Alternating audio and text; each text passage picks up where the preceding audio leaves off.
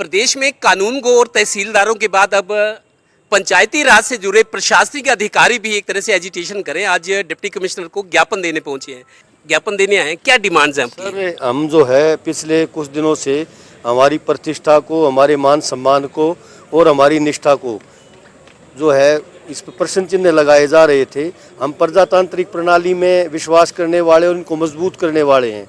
भारतीय संविधान ने जो शक्तियाँ प्रदान की हैं उसके अनुपालना में हम जो है अपनी निष्ठा से और अपने आत्मसम्मान को बचा कर काम करने में वो हैं। लेकिन विगत समय से इस तरह की जो है हर कोर जो है हर स्टेज पे ऐसी बातें उठ रही हैं और हमारे जो है निष्ठा पे, हमारी इंटीग्रिटी पे, हमारी ऑनेस्टी पे और हमारे सेल्फ रेस्पेक्ट को क्वेश्चन किया जा रहा है। तो उससे हम बेहद, हमारी एसोसिएशन पूरे हरियाणा में आज जो है 22 जिलों में ज्ञापन दिया जाएगा और हर जगह हर जो है सारे ग्राम सचिव और सभी जो है बीडीपीओ जिनके पास ये प्रशासनिक वित्तीय शक्तियां हैं, फाइनेंशियल पावर्स हैं, आज हम उनका परित्याग कर रहे हैं। आपके कलीग कह रहे हैं कि हमारी निष्ठा पे, हमारी प्रतिष्ठा को आघात पहुंच रहा है। किस तरह का एटीट्यूड है सरकार का जिससे आपको महसूस हो रहा है कि हमारे साथ कुछ उस तरह का व्यवहार हो रहा है जो सहन नहीं हो सकता?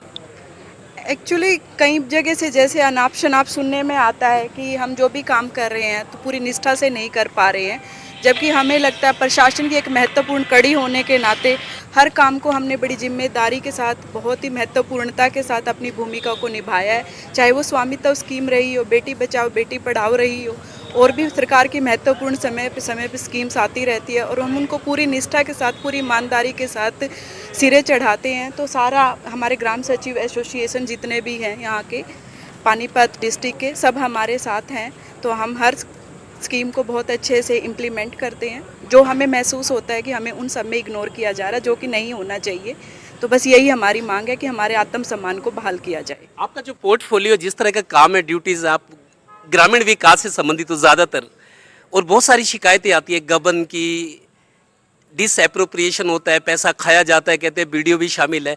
उस तरह से सरकार ये मान रही है कि आप लोग पूरी ईमानदारी से काम नहीं कर रहे? देखो, जांच जो है वो दोनों पक्षों की सुनने के बाद ही होनी चाहिए। पलवल में जैसा हुआ है वो दोनों पक्षों को अच्छे से सुना नहीं गया है। तो हमारी यही मांग है कि अगर जांच के बाद, नियमानुसार जांच के बाद अगर कोई दिक्कत है तो उसको तो भले ही करे, लेकिन सबको जो है एक ही कैटेगरी में ना नापे। सब हमारे सबके आत्मसम्मान पे गहरा आघात पहुंचा है। सरकार द्वारा जो दिन प्रतिदिन हमारी निष्ठा प्रतिनिष्ठा पे जो प्रश्न चिन्ह लगाया जा रहा है उससे हम बेहद आहत हैं। कुछ लोगों को पता नहीं पलवल में क्या हुआ, थोड़ा सा डिस्क्राइब कर दो ना, क्या हुआ है? कुछ मनरेगा के कार्य थे, उनकी जो है संपूर्ण विधिवत तरीके से जांच नहीं हुई है। बगैर जांच के उस पीरियड के अधिकारियों को, कर्मचारियों को दोषी ठहराया गया है, जबकि वो तकनीकी रूप से वो कार्य एमबी आदि में इंदराज होने के बाद तथा मजदूरों के खाते इत्यादि में उनका भुगतान हुआ है। जब उनके खातों में भुगतान हुआ है तो उन सभी पहलुओं को देखा जाना चाहिए था।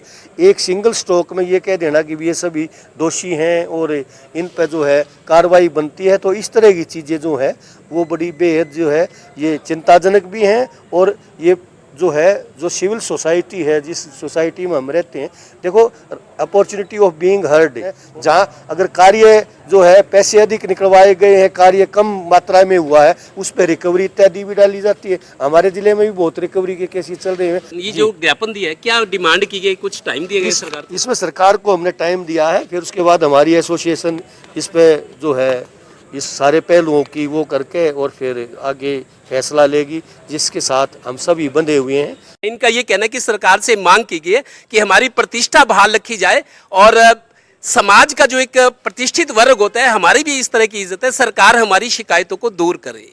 कैमरामैन राजेश कुमार के साथ देवेंद्र कथोरिया, टोटल न्यूज़, पानीपत।